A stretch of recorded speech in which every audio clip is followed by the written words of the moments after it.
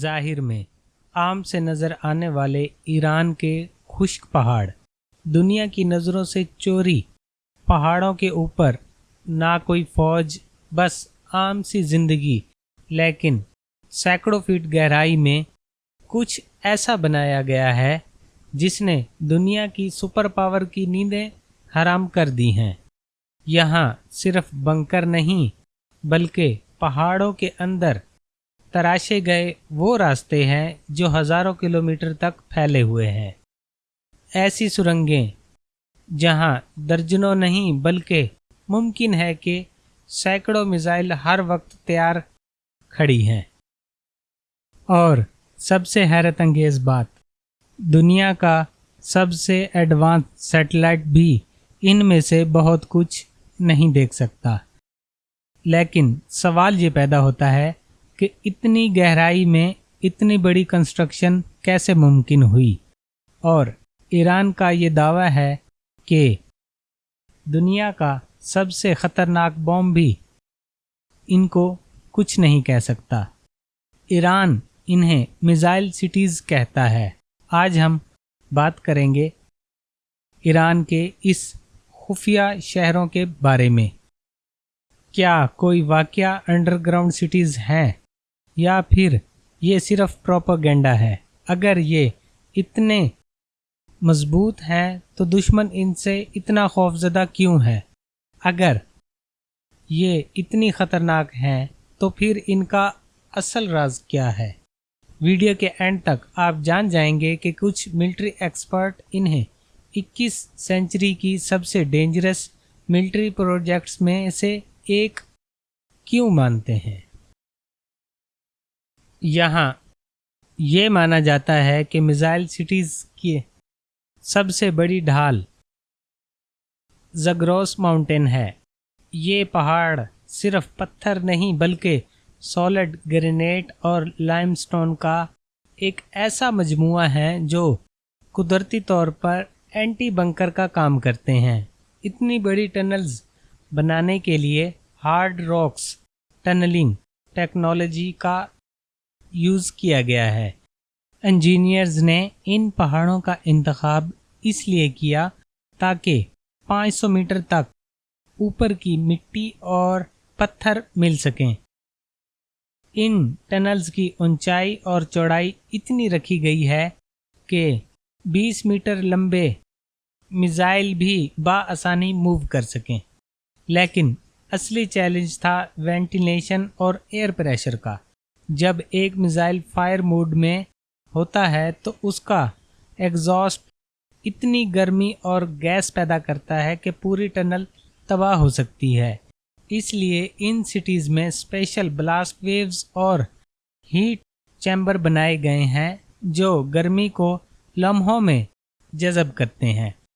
اتنی گہرائی کا مطلب ہے کہ دنیا کا سب سے طاقتور GBU-57 میسو آرڈیننس بم بھی جو صرف 60 میٹر تک کنکریٹ کو چیر سکتا ہے، ان میزائل سٹیز تک نہیں پہنچ سکتا۔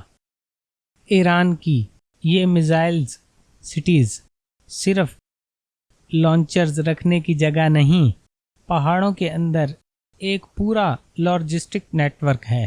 یہاں میزائل کے پارٹس الگ الگ آتے ہیں اور زمین کے نیچے ہی اسمبل کیے جاتے ہیں۔ یہاں کام کرنے والے سولجرز مہینوں تک سورج کی روشنی نہیں دیکھ پاتے۔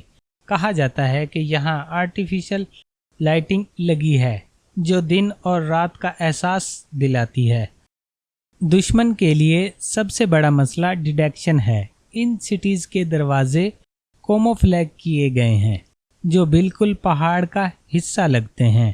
جب حملہ کرنا ہوتا ہے تو لانچر باہر نکالتے ہیں، فائر کرتے ہیں اور چند سیکنڈ میں واپس اندر چلا جاتا ہے۔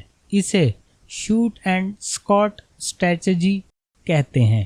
دنیا کی ماڈرن سپائی سیٹلائٹ بھی یہ اندازہ نہیں لگا سکتے کہ اگلا اٹیک کس پہاڑ سے ہوگا۔ اور اب میں آپ کو وہ بات بتانے والا ہوں جو اکثر ڈاکومنٹریز میں نہیں بتائی جاتی۔ मिलिट्री एक्सपर्ट्स के मुताबिक ईरान की असली ताकत मिसाइल नहीं बल्कि उनकी लोकेशंस हैं।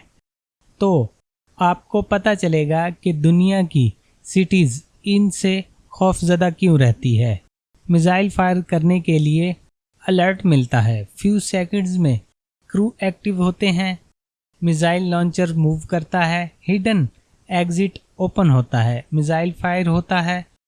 जब दुश्मन को लोकेशंस का पता ही ना हो तो स्ट्राइक करना बहुत मुश्किल हो जाता है।